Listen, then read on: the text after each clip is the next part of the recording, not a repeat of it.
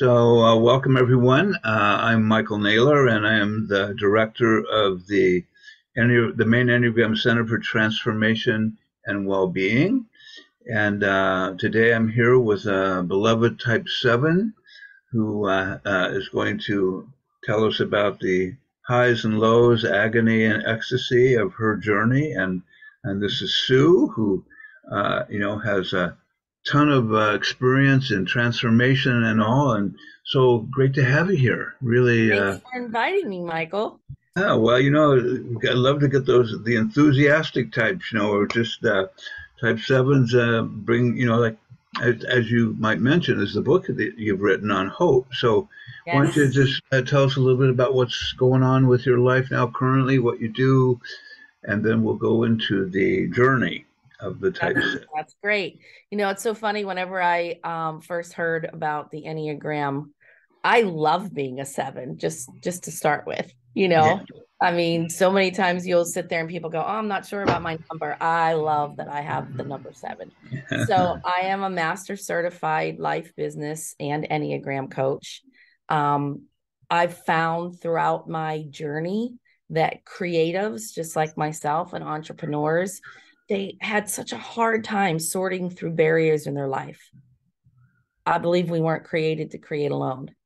Mhm. So I work with them through my company, The Inner Vision, and help them to put together implementable plans that fit in their wheelhouse, ones that Mm. are fingerprinted just for them. Mhm. And once that they're able to do that, they're able to do what they love to do the most, create. So I've loved doing that. I'm also an ordained minister and an author. As you mentioned, I wrote a book with two other ladies, which is a miracle in itself. You get three ladies together writing a book and co-writing together. That was so much fun. But Mhm. during the pandemic, we found that hopelessness had risen to pandemic amounts. And we just wanted to do something to thwart that and bring in some positive and bring in hope for the Mm. future. So we wrote a devotional called Hope Is dot dot dot. So Mm. it was picked up by a traditional publisher and it's on Amazon and Barnes and Noble and all that fun stuff. But it was Awesome. so great to be able to take our creative juices during such a dark time and Mm. turn it into something that would really help individuals. Awesome. Yeah. Uh, yeah. I've written a bunch of curriculum for women. I'm also a script writer and have won some fun awards with that. Some of those heavy ladies that look like Grammys, um, Mhm. and just a whole bunch of other stuff that has to do with creativity. I Awesome. love working with clients who allow me to bring the Enneagram into coaching because I Beautiful. think that that has brought clarity in such a unique new way and Mm. has helped me even as a coach Mhm. to have a tool in my pocket that's really sharp, Yeah. able to Absolutely. cut through all those things that they weren't able to get rid of before. Yeah. Yeah. Awesome. Yeah. Well, so thank you. So, uh, tell me a little bit about your discovery of the Enneagram and the impact it had, or how it began, Mhm. and how it how long ago it was. All of those interesting things. Well, it was very serendipitous because so many of my clients, and we walked through this in coaching, they're just like, Sue, I just don't know myself. And I would hear that over and over and over again. And of Mm. course, use the tools in my toolbox and help them to discover that. But I literally went to a church service. There was a woman who owns your Enneagram coach, and she came in, and I was like, that's the tool that I need. And I Mm. signed up right away to be certified and went through her whole training. And it Mm. opened up a whole new world. Mm. And like I said, added clarity to what I was trying to bring to my clients. Of course, I started with myself. Mhm. I mean, in the beginning, I thought, oh, I really, really fit into that three, but my motivations were different. Mhm. If I Mhm. don't have joy in my life, Mhm. we might as well just shut down the world. Mhm. Yes, it's that's one of the things that I seek so strongly and can find in every nook and corner. There is joy somewhere. And Mm. if I can't see it, I'm going to find it. Mm. So Yeah. that was my very beginnings, probably now about 6 to 7 years ago. I had not heard about it prior to this. Yeah. Yeah. So, yeah, it Yeah. was a whole new world opened up. And what was it like to sort of recognize yourself in the structure of the seven? I mean, how did some people are like myself were horrified when I found out I was a type four, and others are relieved. What was true for you? I'm going to admit and be honest here. It was good, bad, ugly, and awesome. I first of all understood my daughters were like, oh my gosh, now mom, we get it. Okay, I have this story. Mm-hmm. So I love to put on parties. And when my children were young, yeah, surprise, surprise. When my children were younger, I would say, okay, it's time to clean the house. Everything needs to be in order. And my one daughter, she would be in charge of vacuuming the carpet. And years later, her husband said, I don't know what you did, but you ruined her. We literally, she has to have lines in the carpet when she's vacuuming. And I remember I would be going in that stress to that perfection part Mm-hmm. of the type one. And Mm-hmm. I would say, I want to make sure that it's done right. And I want people to see that it was done. That will Mm. make that room look awesome and perfect.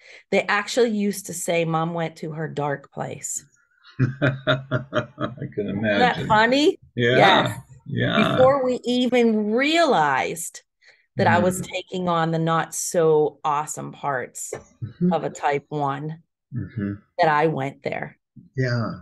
Yeah. Now, So. in that same aspect, now I understood also why I was consumed with books and Mm. knowledge. And Mm. in those times, and again, I have three daughters, and they would say, oh, mom's in her good place because I would research and, have this wisdom that they thought that, mom can run the world, you know? Yeah. Yeah. My daughters were and are musicians, Mm. and I took them from a little town in Pennsylvania. We came here to Nashville, and they got a record contract with Hollywood Records, and I Mm. managed them at the time. Awesome. So throughout all that craziness, because going from in stress to that one to being in that growth with the great parts of the five, I literally at moments asked the doctor to check me for bipolar. Mm-hmm. there, Yeah. Yeah. there was that Mm. huge yin and yang, and then in the middle of that, here's this fun-loving, do not touch me with emotional pain because I never want to go there. This positive person that just wants the world to be happy. Mm. And when they weren't happy, then I needed to separate myself from them. Yeah. Yeah. Yes. Yeah. So when you're growing up as a little girl or through high school, early 20s, how did you experience that kind of seven energy? Like, what would your friends say about you in terms of recognizing your spirited soul? They would say Sue never met a fence that she didn't jump over. That's great. I Yeah. did notice after time, after wisdom set in years and, lots of scars, that the reason why the grass was greener over there is because there's more manure. Good to know. That should be on a bumper sticker. Yes, yes. I found Well, that after a period of time. yeah, yeah. So when you think about, you know, uh, challenges or things that you needed to become more aware of or less compelled by, what did you experience in this seven-ish world? Well, what needed to be calmed down was never being satisfied. Okay, Yes, come. there was if there was more, my motto was more is more. And it's so funny because that's now my last name, you know. That is Yes. quite amazing. Whenever Yeah. I got married, and I would tell people, because it's MOHR, and I wish it was something sexy like mohair or something, you know, but it's more. And I would tell people, yes, I'm more than less. And people would definitely agree. Yes. Uh, so that kind of a seven passion, that gets called gluttony, but it's really the sense of, there's something more. I didn't get quite enough. I might have missed something. Can you give any examples from your lived experience how that came through you? FOMO is written on my heart. Yes. I have always had this huge fear of missing out, and it's Hmm. exhausting, hugely exhausting. And especially when I was unknowledgeable in the whys of why I did things and why I reacted and responded that way, I would shut down Hmm. and I would disappear. And people would say, "How's Sue doing?" And my girls literally, they come into this again. They said she has two buttons, on and off. Hmm. And of course, my off, you'd find me, in front of the television with some, I love murder mysteries. I love Hmm. where my mind's constantly going. So I needed to take my mind from going, and I needed Hmm. something else to put my mind. It Hmm. still needed to be going, but Hmm. someone else could control that just for a moment. Hmm. So, Michael, I would do things that were out of character. Hmm. I would not answer the phone because, believe it or not, we used to answer the phone before. Yes. Yeah, it's I true. would I would not answer the phone, or I would only answer the phone when I was upbeat. Hmm. So I wanted people to always know me Yeah, as positive Sue. yeah. I'd always tell my girls, if someone doesn't have a smile, give them yours. Hmm. Yeah. And my youngest used to say, "But mom, what if we have a frown?" And I said, "Then don't go out." Hmm. Yeah. Yeah. So, and that sometimes sevens have said that can be a growth edge for them to let go of that, pressure to always be the upbeat one, to be the Yes. energizer bunny, and to never have a frown on my face or sadness coming forward. And it's often accompanied by an inner critic message that says, you're not lovable unless you're upbeat. Yep. And so how have you worked with that over time? Well, I've had a bunch of years to do it and a Hmm. whole bunch of failures along the way. Hmm. That helps. I literally have done a couple things. Number one, again, my family was so important. I was married for 25 years and then I wasn't. Had to Hmm. do with that fence and the green grass on the other side. And I've been remarried now 12 years. Hmm. And during that period of time, there was revelation that happened that I knew I needed to go back to my children and my family and apologize for never saying the words ugly or bad. Hmm. And my daughters cried. Hmm. They're like, "Mom, we've been waiting all our life for you to Hmm. say that, not only for us, but for you." Hmm. And there was a freedom that I found in that. Hmm. So when I speak now to groups, I talk about the good, the bad, the ugly, and the awesome. Hmm. I mean, years ago, I would have said, "Hey, I'm a seven with a seven wing. That's the only kind of type that really matters, you know?" But I've learned along the way to be able to embrace the whole part of me, the good, the Hmm. bad, the ugly, and the awesome. Hmm. And now, when I am down and people say, "How are you, Sue?" You know what? I'm not doing so great. Hmm. I mean, I know there's hope and I'm going to catch up to it. I still have that. Hmm. But at this moment, life kind of sucks a little bit. Hmm. And it took me a while. I remember when I first said that, I got like cold sweats. And I literally wondered, is like, the Hope Bunny watching me? And, are people going to sit there and think, oh my gosh, I don't want to be around Sue because she's sad? But it actually did the opposite, Michael. Hmm. When I finally came to that realization, people respected me more for it. That's And people awesome. would literally say, I have never met someone like you that admitted Hmm. that they're not happy all the time. Yeah, And yeah, again, there's a real freedom in that, you know. yeah. I've had several Type 7 friends who've said that when they have gone through a grieving experience, that sometimes they've had to separate themselves from their friends because their friends were so used to them being upbeat that they kept trying to pull them out of their suffering before they had actually digested it. And so that pressure, because sevens, when they're in a good place, just enliven you. They're funny. They entertain you. There's that joy of life that comes through. And one of the survival things I've noticed is some of the sevens that I've worked with in addiction is they learned how to perform that when needed, just to get through the day. Right? They could just sort of turn on the Jim Carrey act or the Robin Williams presentation, but they've all said what you said is that it's really important to have the balance of Mhm. connecting with my sadness and my grief. That actually deepens my ability to be joyful if I'm able to go into those states. So yeah, so One of the things that I learned, and it's so profound.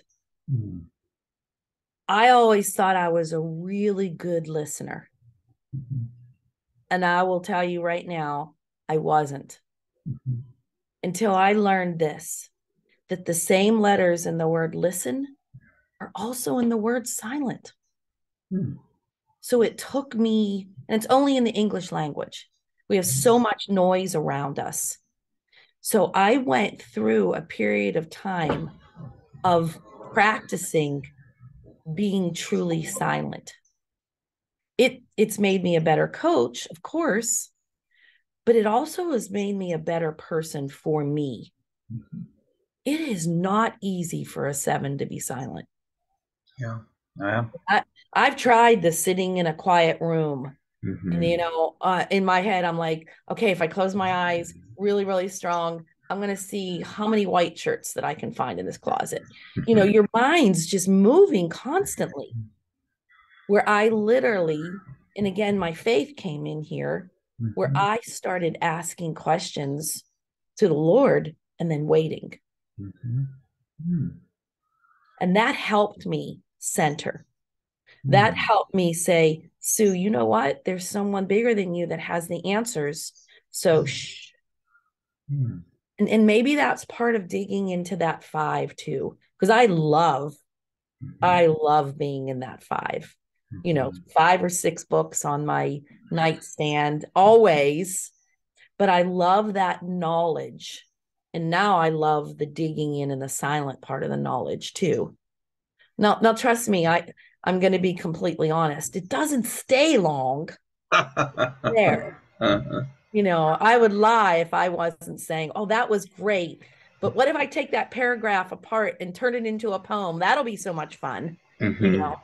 So Yeah. I recognize now I'm not so hard on myself. There will always be that aspect of wanting to have fun, and I'm Hmm. allowing that to be okay. Mm. Yeah. Yeah. Well, what helps you?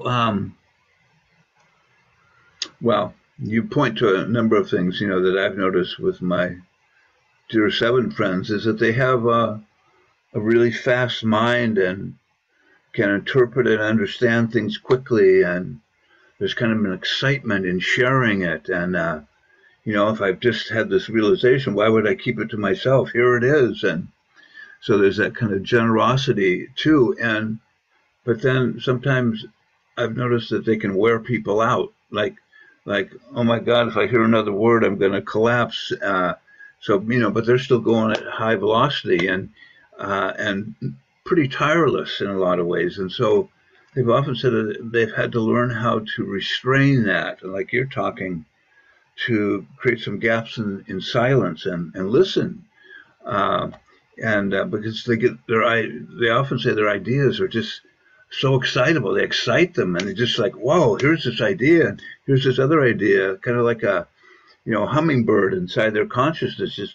And that's the beauty. That's the creativity of the seven. So it sounds like you have gone through your own sort of practice to at least anchor some stillness for a little while, even if just short bits. But is that something you do on a daily basis to try to land in some moments of stillness?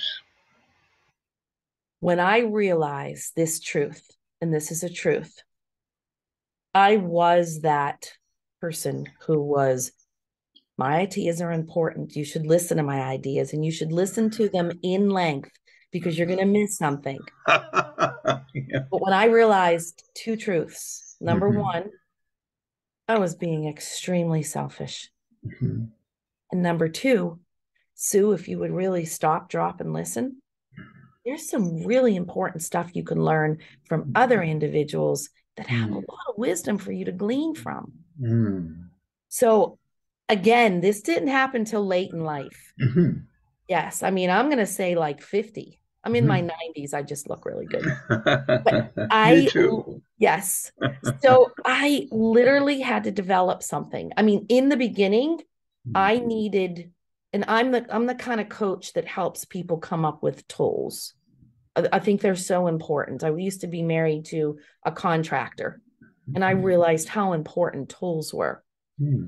So in the very beginning, when I first started realizing Sue was talking way too much and taking over every conversation, I would do something physical. I would squeeze my hands so tight and put them between my legs. Mm-hmm. I would sit on my hands. I had to have something physical. Yeah, tactile. Yeah. Then I devised something that has worked for me ever since, and I've trained people on this. If you could be in my head, and people say, Sue, I don't know if I could be in your head. And they're probably right. Because even though this may seem like noise to others, when you speak, Michael, I repeat every word you're saying in my head. It is a habit now for me. So I'm able to sit down. When you speak, I now understand what you're saying and I can speak intelligently to it instead of answering in a way that, oh my God, Sue's like here. And she didn't even respond to what I'm talking about because that did happen. Yeah. So I've created this tool and it's helped many other sevens. Now it's not something to be learned overnight and you have to have grace, but that's how I bring in and again center myself by repeating everything. It's a duplicatory process in my brain that works Yeah. for me. Yeah. So I could see where it would interrupt the monkey mind going off in five different directions if you're repeating that to yourself. That's really interesting. I haven't heard that as a strategy before, but it makes sense.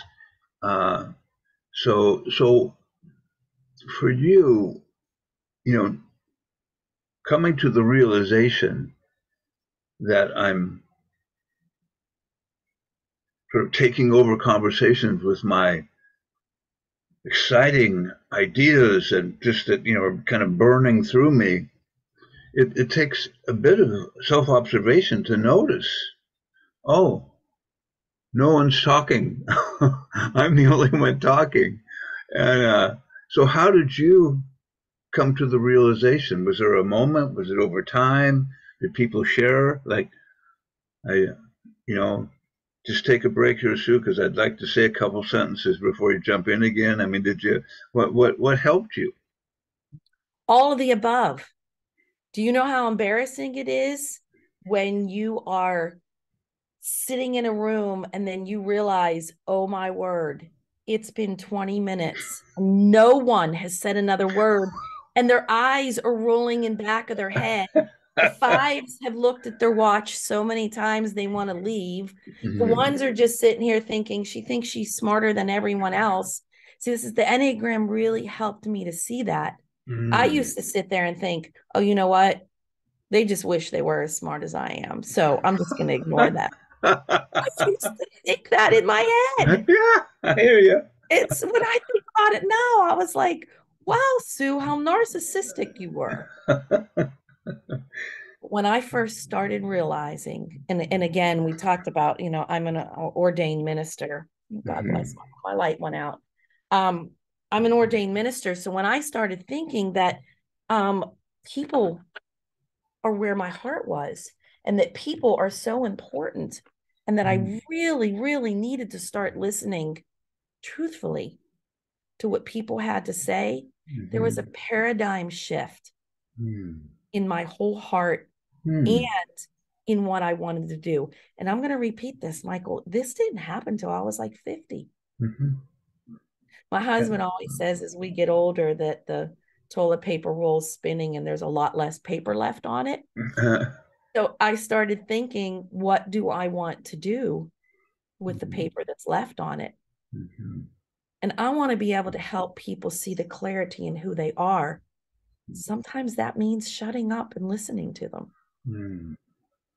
Yeah. So it happened out of a pure love Mm. for someone else other than myself. There is this scripture in the Bible in John 3:30, and it says, be less so he can be more. Mm. And I took that to heart. Mm. I was like, I don't want to be less of anything. And then I literally felt in my spirit, so Mm. the only way for you to be more is to be a little less. Mm. Yeah. Yeah. Well, one of the things that we often say about the seven is if they can develop access to quiet mind, where they're fast as a hummingbird thinking center, calms, and there's some, space of clarity, that often opens up a deeper quality of intuition and inner guidance. And that sevens start to learn that, when they have access to quiet mind, that impressions, ideas come to them in an intuitive form that aren't so thickly laden with words. There's another kind of intelligence that comes through when they develop that. And I think also they would say that their sense of faith that they are being guided. There's a guidance that they can trust, that they don't have to figure out in their head. Uh, that starts to evolve for them. So there's certainly some great gifts available if you're. And sevens I've talked to, there's a guy, one of my dearest friends is a type seven, and sevens can usually talk 5 times faster than most people, and intelligently and put together, and then if you're awake and you like that, it's great, right? It's just this amazing output.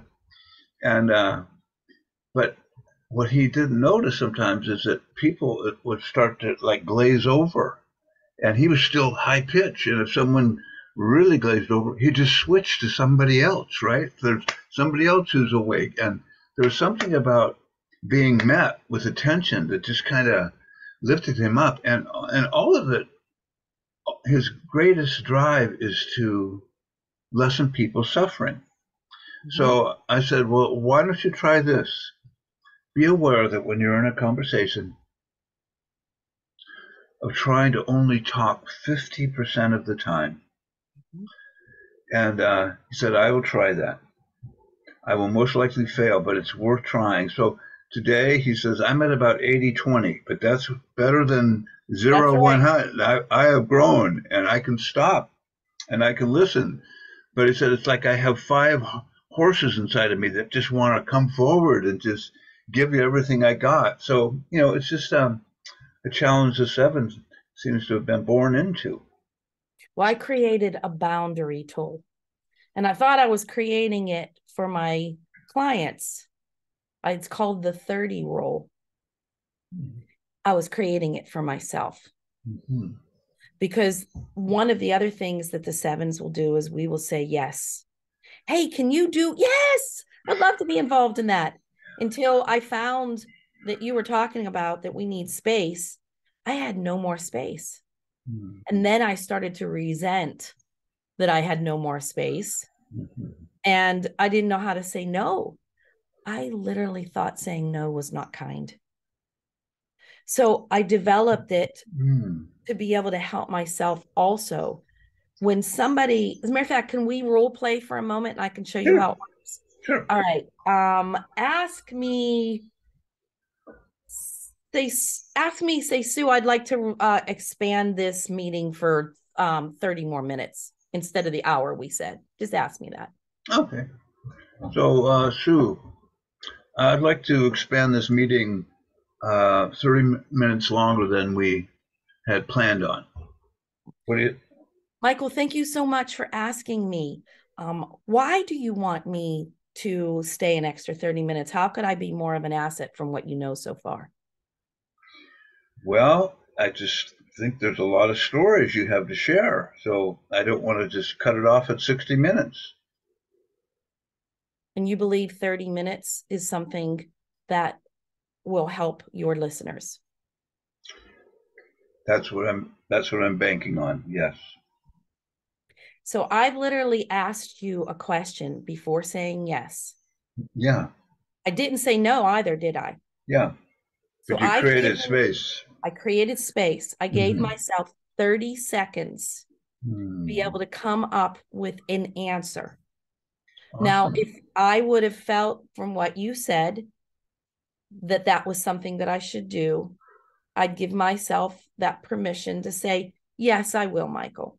Mm-hmm. Or I'm also giving myself permission to say, Michael, thank you so much for that opportunity. I really feel from the stuff I've given you, and I'll give you access to my text and email later that you can add, but I'm going to say no graciously at this time. So Mm-hmm. thanks so much. Yeah. Awesome. So I've Yeah. created that, and I do that with 30 minutes. Mm-hmm. If someone was asking me to make cupcakes for a PTA, I would say, thank you so much for asking me. Can I give you a call back in 30 minutes? I got to look at my calendar. I got to ask my husband and make sure this all goes together. I'll give you a call back in 30 minutes. Mm-hmm. And if that person says, great, yes, now this is the big part for a seven. If that person says, no, I'm sorry, Sue, I got to talk to the caterer right now, and I really need your answer right now.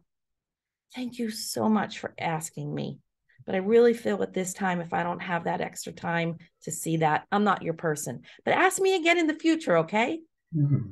Yeah. So I've developed that. I do the same with 30 hours, and then the big one's 30 days.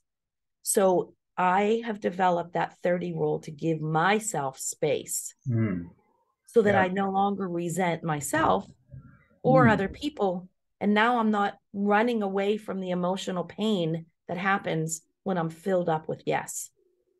Yeah. And it's interesting, as you said, that in the beginning, if you said no, you literally felt like you were being a bad person. Yes, I did. And I know that the type nines and the type twos have the same struggle. If they say no, it's like I'm not loving, I'm not kind, I'm not generous. So I like that. You have to be aware enough to remember the practice, right? Yes. And it needs to become a habit. Yeah, and it takes time. My motivation's a little different than the nine, though. My motivation's FOMO. Right. You're going to miss something that might be Yes. fun. Mhm. Yeah, yeah, yeah. Well, thank you for that. Well, so, one of the things sometimes that sevens have spoken about is this because they do have a lightning quick mind and attention span that they can spread themselves out too far and have a hard time sometimes sensing. Okay, like the thing I noticed about the sevens is they'll go, I had one of my chefs at Serenity House. I'd walk in and say, "Hey, what do you got going today?" And he'd pull out a menu of possible things that he was going to do. Like there was like 10 or 15 possibilities in the next hour. And if he wasn't in a good place, he'd try to do them all.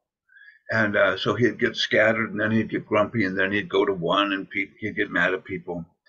But learning, to notice amongst the possibility of 15 awesome things I could do right now, have you learned to choose the one or two that might serve you the most? Has that been a part of your practice?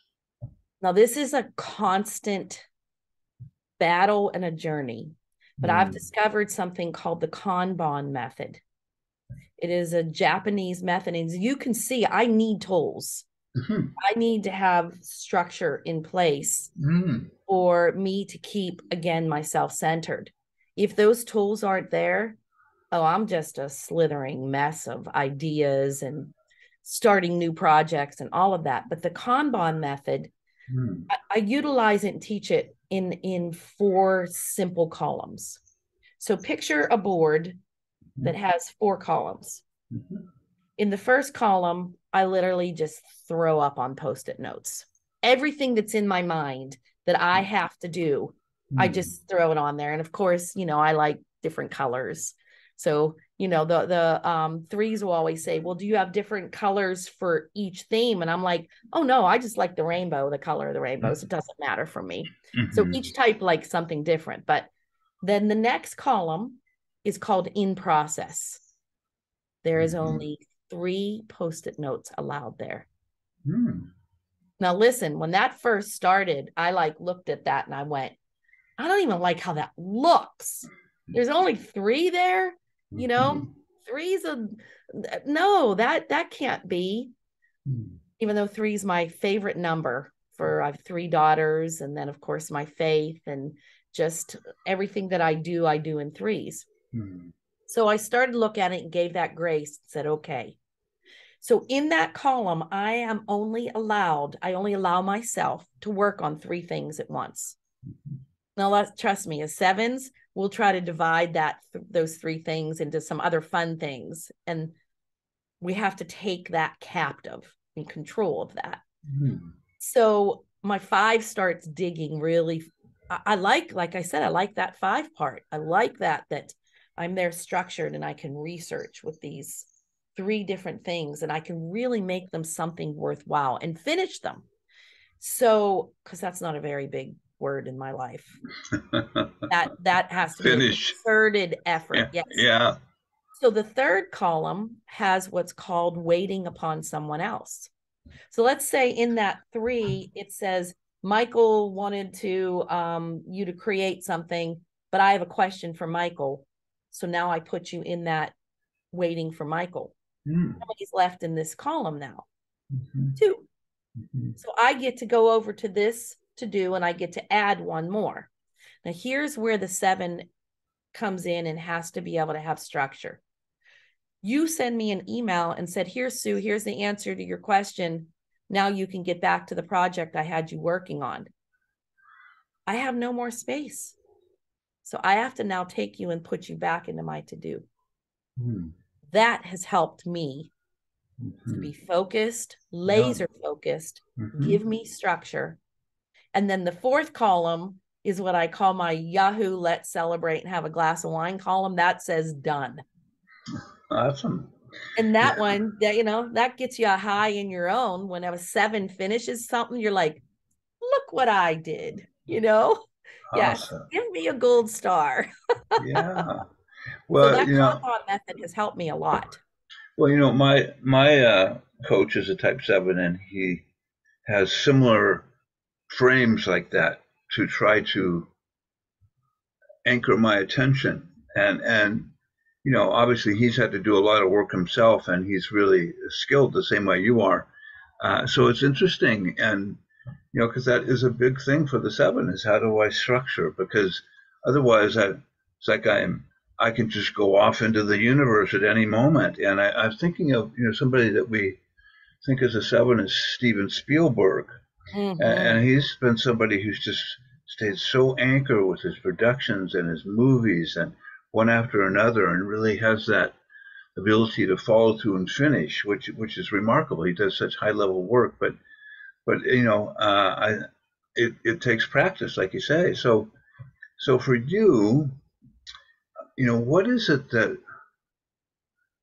what would you mentioned, so what your focus of your life is to help other people, etc. And so, do you notice that there are sometimes when you might be overly generous and have to sort of bring yourself in, where I mean, because one of the things we've noticed, and I've noticed, is sometimes my 7 friends, if there's a catastrophe somewhere, they're the first one on the airplane to land and to help people going through a terrible suffering. And then sometimes the people at home go, "Well, what about us? I mean, we're here with you." So, have you experienced any of that kind of stretching too far sometimes, or just noticing you've had to balance it? Did I mention my 8 wing? Yeah, let's hear Yes. about that. Yes. So that 8 wing, and that has brought me, I am a big family person filled with justice. I want to make sure that people win, and especially when they have brought forth and there's been suffering, I will claw to get to my daughters. If there's a zombie apocalypse, they know mama's coming. I am going to move heaven and earth to get there. They know that. Hmm. When I was younger, though, and that's where I'm going to go back to that with that question. Yes, I had a mission organization. I Hmm. worked with young people. We did theatrical drama in the streets, helping people that had hopelessness. It was called Really? Pilgrims of Hope. So I was Hmm. in Bolivia and Brazil and all throughout Europe. And I would always look for that next opportunity. There was 15 or 16 kids that were going on a 3-week trip to England and Scotland. The pastor's wife had a baby, was having a baby, and had some complications and couldn't go. So, of course, guess who raised her hand? I had a 3-year-old, a 5-year-old, and a 7-year-old at the time. And everybody said they would pitch in. And of course, I knew it would all work out. When I think back to that, there could have been someone else that could have went. Yeah. Because of me wanting to say yes, yes, take on more and do all that. There were a couple trips from Costa Rica that I came home, and some of the interpreters that, of course, I took on and started to coach, they called me back, and within 2 weeks, I made sure my family was taken care of, and I went back again. That is also another trip that Sue did not have to be there. Yeah. It was great and filled with fruition. And I have conversations from them up until this day. But if I would have stopped, drop, and listen and put these tools into place that I have now, I probably would not have made that decision, because Yeah. it did affect the people around me. Yeah. I did have my daughters at times going, Mom, you have 30 young people that you're coaching and counseling and consulting with. You have 3 at home. Yeah. Yeah. Until I got that wisdom. I always tell young moms, and I do a lot of marriage coaching too. I really would have loved, I don't like saying the word wish. It would have been great to have had the tool of the Enneagram when I was younger. Yeah. Yeah. I would have avoided a huge testimony that I have, and would have had a lot more filled with the wisdom that the 5 has brought to me. The 5 talks to me a lot. Yeah. Sue, you're a lot smarter than that. Don't do that. Hmm. Take some time. Seriously, play the chess game. See what's going to happen in the future. Should you make that decision? So I've really respected that part. It's made me whole, because where I would have jumped before, and I love playing chess, by the way. Oh, yeah. So I'm able to sit there and think. A 7 is able to go intelligently looking for those moves ahead. But at some point, I have to stop myself and say, no, you need to wait, Sue, because now there's going to be another person coming in play. And that's what the 5s taught me. You don't have all the information, Sue. you may think you do. You mentioned Steven Spielberg. I can't believe you mentioned that. 2 nights ago, I watched the whole documentary. I watch television to watch the commercials. Yeah. I love the commercials. I love seeing that creative part. And the reason why he's able to have such fruition, and as I spoke to you that I'm also a writer, I see the story before I write the story. Mm. So Stephen is able to have, in most circumstances, some he's flown by the seat of his pants, but he's able to see this and sometimes see this, the Mm. beginning and the end. And the fun part is the middle, like an Oreo cookie. That's great.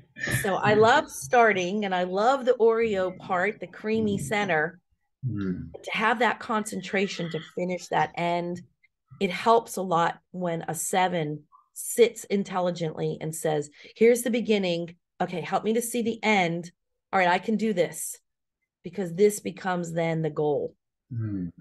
And so there's peace in that, and there's fun, and there's joy, and there's all that fun stuff.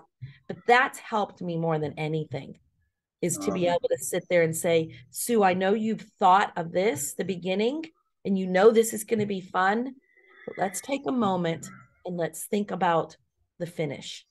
mm. Yeah. That has not always been in place. Yeah. Yeah. Well, certainly lessons learned help a Amen. lot. Help a lot. I'm glad I've lived long enough to collect some wisdom, little pieces of wisdom from all of my many mistakes, and it sounds like you've done the same thing. So um, we've got just a couple minutes to go here. I just wondered if you had, you've mentioned a number of things. I like stop, drop, and listen, which is kind of like a wake up, like, okay, get back here, um, and your things around structure. Anything else that you comes to mind when you think about working with sevens? Things that maybe you wish you could have been mentored on when you were growing up that might help uh, young sevens who were caught in moving too fast and having a hard time completing things, and FOMO has them and their attention and just takes them out the door. I mean, anything else that you'd want to add to this? I think the biggest thing is to embrace the bad and the ugly. Mm. Without it, we're Swiss cheese. Mm. That good and that awesome is something we enjoy and we like to play with and create, like a great experience with Play Doh. But we have to realize that to be able to get purple, you need the red and the blue. Mm. So, for anybody that's struggling with that, when you sit, especially with a 7, we don't like to touch the bad and the ugly. We don't want it to be part of us. We don't want it to be part of our future. We don't even like to think about it in our past. We like to think about the hope and the great things. To really embrace the bad and the ugly, that makes us whole. Mm. And when we're whole, we can have peace and we can have freedom. And we literally can have all the other parts that the Enneagram shows us. Mm. And we can become that one whole person as this crazy fun 7. Yeah, well, it's that whole balance point. As Richard Rohr would say, your gifts end up being your nemesis unless you learn how to balance them. And and that's the life work for all of us. I think all of the types have a balancing act of integrating. With the type 7, it's like my anti-suffering clause is pretty strong, and if I get caught in suffering too long, I might be there forever. So I'm just like, off I go. But to learn that you can bear it and that you can grow and that you don't stay there forever. That's a big one. That's a big one It to is. learn. Mm-hmm. So sounds like, yeah, well, awesome. Anything else you'd like to share before we? I'm Uh, just so excited that this tool is available. Somebody asked me once, name something, Sue, that you haven't gotten through. I had to think about it for a moment. Nothing, because I was speaking to that person. So apparently I'm still here. So that's something I have to continuously realize whenever I'm embracing the bad and the ugly. Sometimes you just sit there and you hold it, and this too shall pass. This too But shall let it be pass. part of your story. Yeah. So, Yeah. yeah, I'm Uh, excited again, like I said, to be able to have, that tool available in my tool belt to be able to help people realize who they are, why they are, how they react, why they react, and to help them to get to a place that they can live in this world in a peaceful mindset. Because yeah. listen, if everybody stops being unkind, we can all play and have fun. I think it's a worthy goal. So, Yes. yeah. Well, thank you so much for sharing your story and your experiences and your tools. I'm sure there'll be sevens out there that go, "Oh, that's a great one. I'm going to give that a try." So, Good. yeah. So, yeah. Thank you so much, and uh, I will turn off our recording here and